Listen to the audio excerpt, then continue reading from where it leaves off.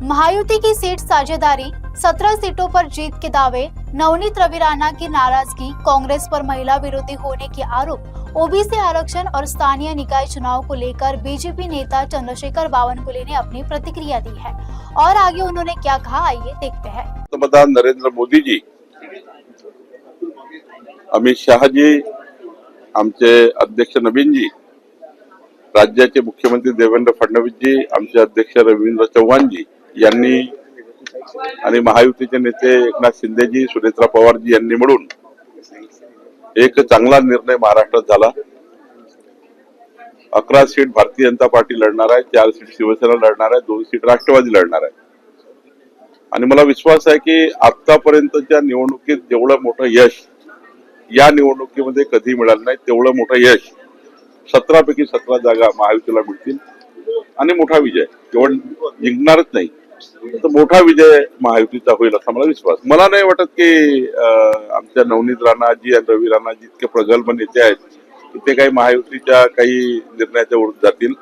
ठीक आहे, तिथे लोकल लेवलला कमी जास्त कधी कधी असतं, पण मीच बोलणार आहे स्वतः रवी राणाजी आणि नवनीत राणाजीशी। त्यांना मी विनंती करणार आहे आजच्या फॉर्म भरण्याकरता येण्याकरता। त्यामुळं काही वेळा आपली मागणी असते, पण मला वाटतं की नवनीत राणाजी रवी राणाजी आपल्यासोबतच काम करतात। 100% आलबेल महायुतीमध्ये होतं। फक्त एवढंच होतं की फॉर्म्युला काय असावा।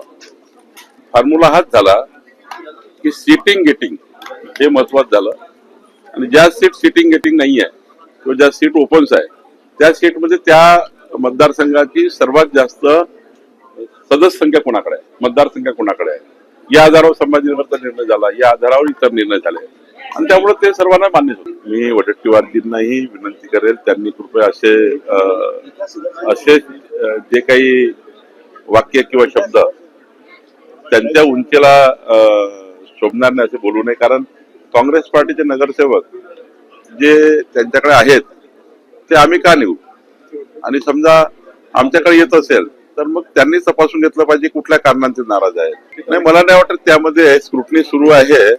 स्क्रुटनीमध्ये काही नावं आता गळाले असतीलही तरी पुन्हा एकदा त्याची कमिटी होऊन ते नाव पुन्हा इन होणार आहेत। त्यामुळं काही नावं जे काही पॅरामीटर ठरले होते त्या पॅरामीटरच्या बाहेर आहेत, पण ते आतमध्ये आले आहेत। काही कमी होतील, पण याचा अर्थ असा नाही की 80 लाख कमी होईल। सर्वात मोठा श्राप तर काँग्रेसला लागणार आहे। 332 महिला संसदेमध्ये येत असताना, 132 महिला विधिमंडळात येत असताना काँग्रेस पार्टीने थांबवल्या। जर प्रधानमंत्री मोदीजीने दिलेलं डिलिमिटेशनचं आणि महिला आरक्षणाचं बिल हे जर काँग्रेस पार्टीने एकमताने मंजूर केलं असतं तर 330 महिला खासदार झाल्या असत्या आणि महाराष्ट्रात 132 महिला आमदार झाल्या असत्या। हे तर पाप काँग्रेस पार्टीने केलं आहे आणि त्यामुळे काँग्रेस पार्टी ही महिला विरोधी आहे। ही आताच नाही तर अनेक उदाहरण स्वातंत्र्यानंतर आपल्या जवळ आहे की काँग्रेस पार्टीने महिला विरुद्ध धोरण राबवलं आहे। 1000 मुद्दे समजून सांगू शकतो संजय राऊतांना मी, मोदीची गरज पडणार नाही की ज्यामध्ये मोदीजी बद्दलचा आदर अजून त्यांना वाढेल। 1000 गोष्टी मीच सांगू शकतो संजय राऊतना। कशाला 1000 गोष्टी सांगता येईल? असं आहे की त्यांना पहिले 1000 गोष्टी आमच्या पटवून द्या, ते जर प्रत्येक गोष्ट डिनाय करतील ते योग्य नाहीये। त्यामुळं 1000 गोष्टी मोदीजी कशाला, मीच सांगतो त्यांना कुठल्या गोष्टी ह्या राष्ट्राच्या विकासाच्या, महाराष्ट्राच्या विकासाच्या, देश विकासाच्या केलेल्या आहेत आणि विकसित भारताकडे कसे आम्ही चाललो आहोत हे जर संजय राऊतांना मी जरी सांगितलं तरी पुरे आहे। भारतीय जनता पार्टीत काम करणाऱ्या उत्कृष्ट कार्यकर्त्याला संधी येतो, पण एखाद वेळी असा निर्णय घ्यावा लागतो की एखाद्या दुसऱ्याही पक्षाचा चांगला प्रगल्भ काम करणारा उमेदवार जर आमच्याकडे असेल त्याला आम्ही संधी देतो। याचा अर्थ असा नाही की नवीन लोकांना संधी देऊ नये, नवीन लोकांना संधी दिली पाहिजे, जुन्याचाही सन्मान केला पाहिजे। पक्ष चालवताना दोन्ही चाक योग्य पद्धतीने चालले पाहिजे। संविधानाने, सुप्रीम कोर्ट आणि हायकोर्टाच्या निकालांनी 50%च्या वर आरक्षण जाऊ नये असं मॅन्डेटरी सर्व राज्याला केलाय।